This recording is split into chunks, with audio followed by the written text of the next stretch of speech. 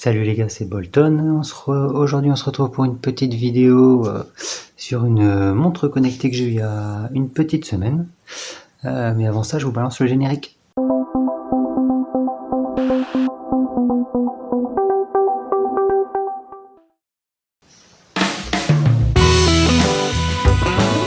Alors, donc j'ai découvert cette montre il y a un peu plus d'une semaine où je l'ai vu passer sur Amazon et je me suis dit ouais, au niveau du prix, rapport qualité-prix, elle avait l'air vraiment sympa. Elle était à 45 € si je me trompe pas, non 49 € avec une réduction de 5 €. Donc je l'ai acheté, là ça fait une petite semaine que je la teste.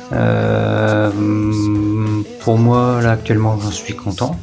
Je vais vous montrer un petit peu l'interface. On a un petit bouton qui est juste là sur le côté, donc c'est le seul bouton qu'il y a sur la montre. Il n'y a pas de l'écran n'est pas tactile. Donc ensuite, quand on clique une première fois sur le bouton, on arrive sur cette interface. Donc là c'est l'interface principale où on voit, là on a la distance qu'on a parcourue, juste ici on a les pas. Ensuite là on a la batterie.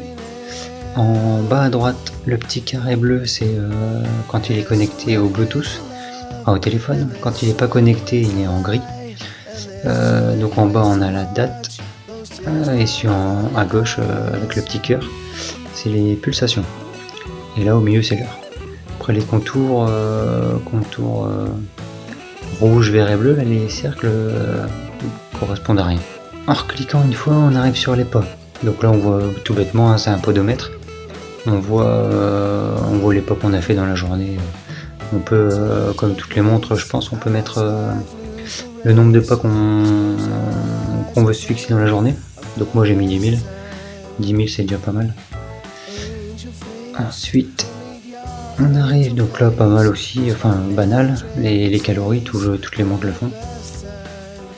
Ensuite on arrive sur la distance. Donc là ce qui est pas mal, le gros avantage, c'est qu'on a le GPS. Donc là il va nous dire la distance qu'on a parcourue, mais si on le met en mode sport et qu'on le connecte au téléphone, on va avoir une carte et on va voir un petit peu quelle course on a fait, où on s'est déplacé. Donc ça je l'ai pas encore testé, mais ça a l'air sympa, je pense qu'un jour je vais le tester. Ensuite, donc là bêtement c'est les pulsations. On a le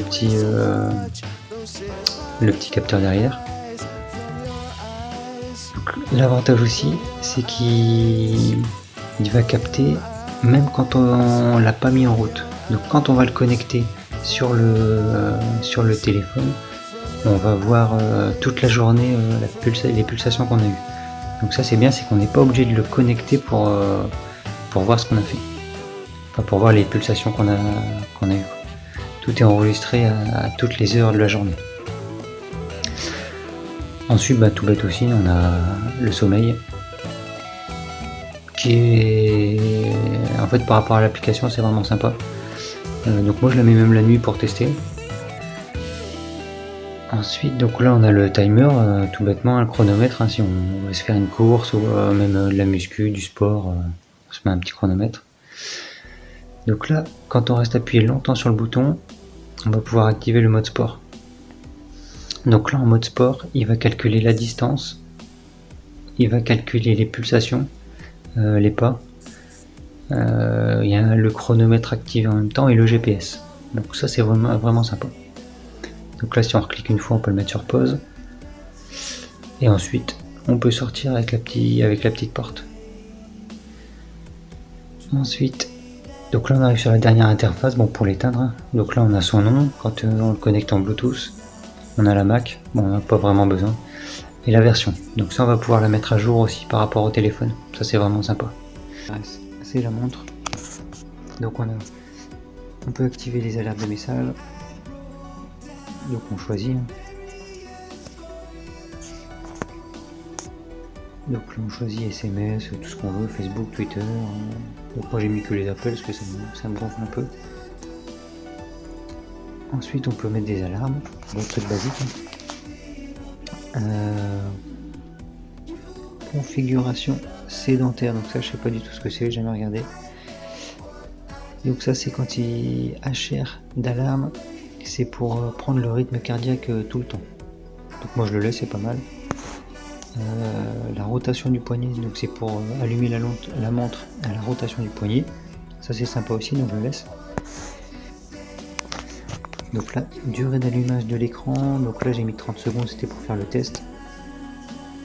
Mais sinon, j'avais mis 5 secondes, c'est largement suffisant pour la montre. Commutateur, donc là on choisit ce qu'on veut mettre sur comme interface sur la montre. Donc moi j'ai mis chronomètre pour le sport, le rythme cardiaque, surveillance de l'utilisateur. Donc ça c'est si vous arrive un truc, la montre vibre. Enfin, si le pouls descend un peu trop, elle vibre, donc ça c'est pas mal. Trouver le téléphone, j'ai pas encore essayé. Déconnecter le rappel, j'ai pas essayé non plus. Ensuite on a un réglage de luminosité. Donc on peut le mettre à fond, on peut le mettre en automatique. Moi je le laisse en automatique. Ensuite, donc là c'est ce que je vous parlais, c'est la photographie. Donc ça c'est la photographie, donc bêtement ça fait comme si c'était un bouton pour prendre une photo. Donc là on a mis compte à rebours, j'ai pas essayé non plus. Et donc après les choses basiques, réinitialiser le mot de passe. Donc ça c'est pas mal, c'est tous les réglages de style, ce que je vous ai montré tout à l'heure. Donc il y a 5 styles, il y en a pour tous les goûts. Et donc là on peut actualiser le logiciel de la montre ou effacer les données. Donc voilà, on voit aussi le niveau de batterie. Je l'ai pas dit tout à l'heure, mais la montre en utilisation normale, donc regarder l'heure, de temps en temps faire du sport, on tient entre 5 et 7 jours.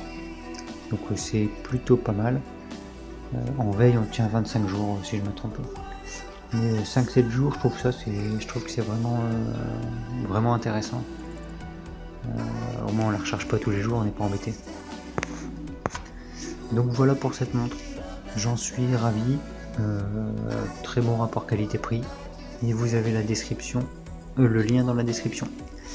Allez, ciao.